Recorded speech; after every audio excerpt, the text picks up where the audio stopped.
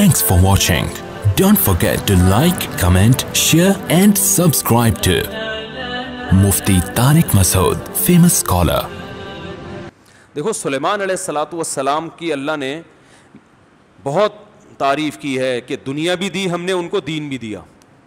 دین تو سارے پیغمبروں کو ملا، مگر سلیمان علیہ السلام کو جیسی دنیا ملی ایسی نہ ان سے پہلے کسی کو ملی نہ ان کے بعد کسی کو ملے گی. اتنی دنیا اللہ نے سلیمان علیہ السلام کو دی کہ سلیمان علیہ السلام نے اللہ سے دعا مانگی تھی، اللہ مجھے ایسی بادشاہت دے کہ میرے بعد کسی کو نہ ملے. تو بس یہ تو انتہا ہو گئی نا بھائی، قیامت تک کسی کو نہ ملے، ایسے پاکستان کے کسی صدر کو بھی نہ ملے، ایسی حکومت چاہیے. حکومت مراد یعنی اتنے وسائل چاہیے. تو اللہ نے سلیمان علیہ السلام کے ماتحت ہواؤں کو کر دیا، اور سمندر کے ہیرے جواہرات جو بھی قیمتی پتھر تھے وہ جنات نکال کے لاتے تھے، جنات کو تابع بنا دیا. اتنی زبردست حکومت. لیکن موت کا منظر بڑا عجیب.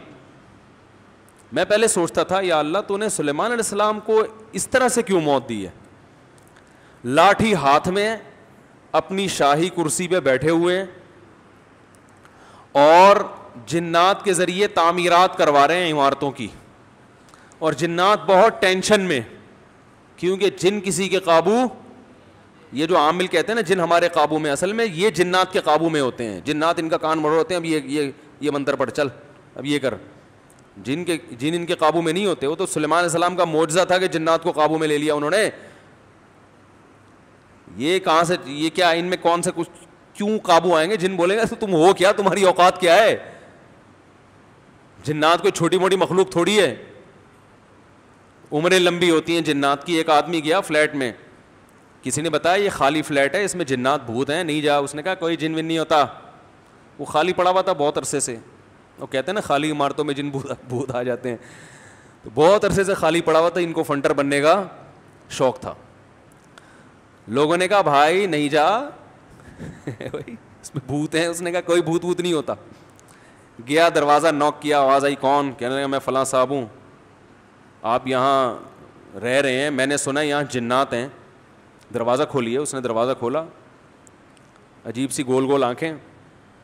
کہا بھائی میں نے سنا یہاں جنات ونات ہیں.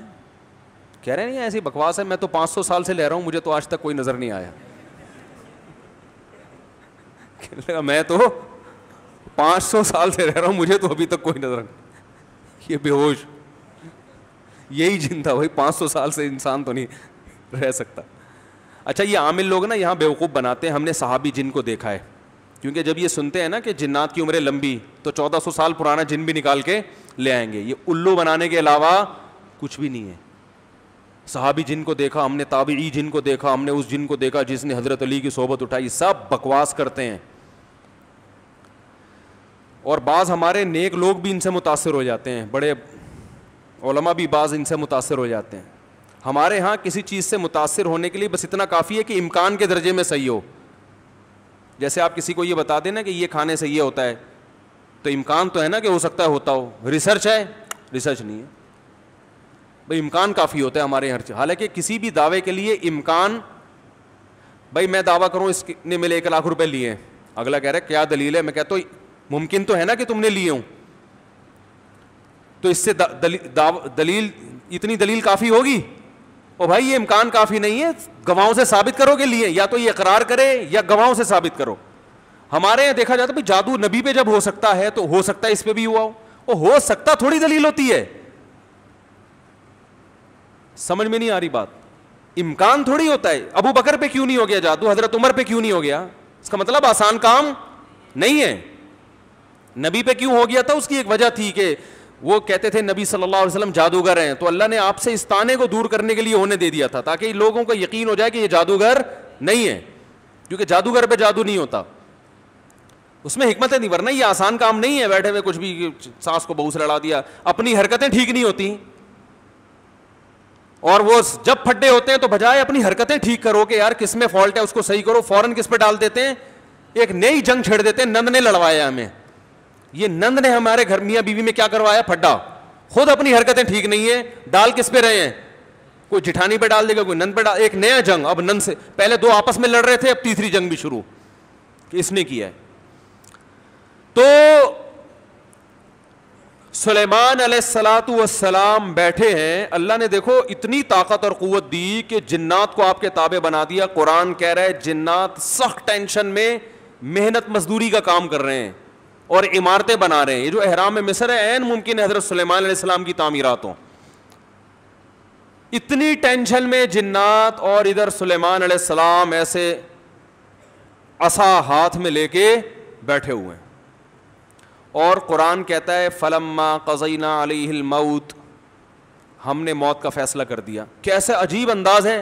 ارے بھائی یہ تو بادشاہ پہلے بیمار ہوتے, اپنا جانشین کسی کو بنا کے جاتے, اور ان کی تو صحت بھی ایسی کہ حدیث صحیح بخاری میں 100 بیویاں ہیں. بھائی کمزور آدمی تو تصور صحیح کیا ہو جائے گا, ڈپریشن میں چلا جائے گا. کیا خیال, تو کیا خاندانی صحت ہوگی. پیغمبروں کو تو اللہ نے ویسے ہی بہت قوت دی ہوتی ہے, قابل رش صحت ہوتی ہے پیغمبروں کی. جنگ میں کمانڈر رہے ہیں, لڑائیاں لڑی ہیں جنگوں میں, اتنی زبردست صحت. اور بھائی آپ کی موت سے پہلے تو اللہ آپ کو بیمار کرتا, پھر علاج ہوتا, پھر طویل عرصہ, پھر بھائی نہیں بس اللہ نے موت دینی تھی تو دے دی, ایسے ہوتا نا. نا نا نا نا. اور پھر اتنی جائیدادیں, اتنا سب کچھ, تو پہلے اس کا سارا کیا کر لیتے, بانٹ بوٹ لیتے, جانشین بنا لیتے, میرے بعد یہ میرا خلیفہ ہے, یہ فلانا ہے, ڈمکانا ہے. ہو سکتا ہے سب کو یقیناً کیا ہوگا پہلے سے آپ نے, لیکن ہمارے ہاں یہ سارے کام کیے جاتے ہیں جب موت کے آثار ظاہر ہونا شروع ہو جائیں.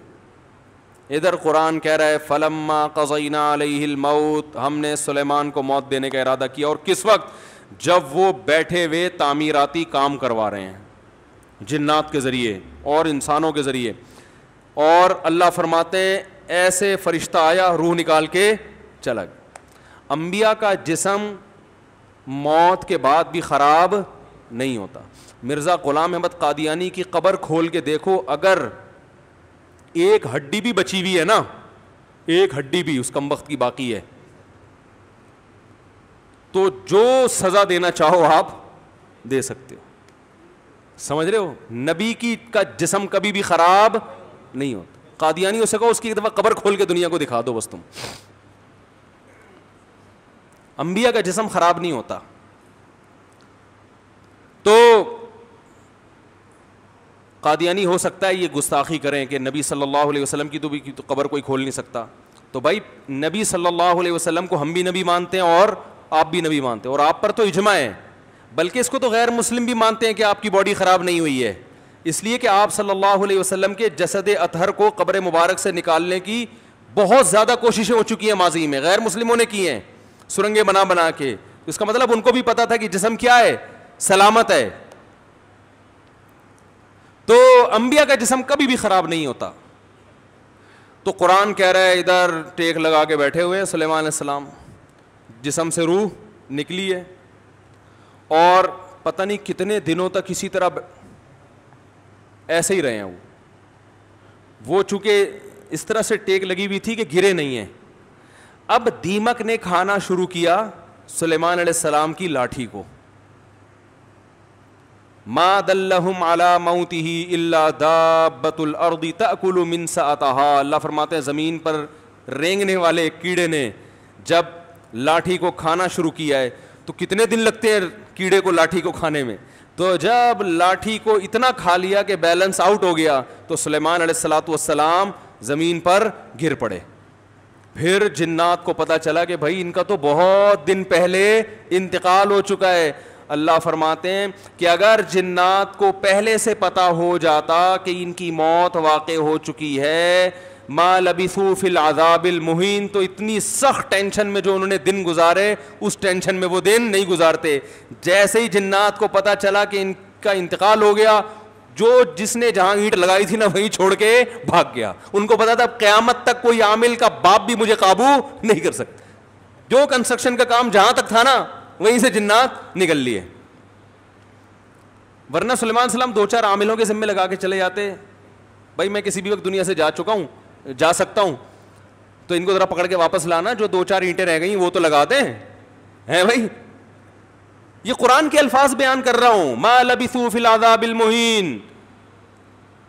اللہ فرماتے ہیں کہ جنات کو پہلے سے پتا ہوتا نا, کئی دن پہلے ان کا انتقال ہو چکا ہے, تو یہ اتنی سخت ٹینشن میں نہ ہوتے. وہ تو یہی دیکھ رہے ہیں, یہ ہماری نگرانی کر رہے ہیں ایسے, کیونکہ چہرہ بھی بالکل اسی طرح, چہرے پہ رونق اسی طرح جیسے زندگی کے آثار ہوتے ہیں, بالکل وہی کنڈیشن.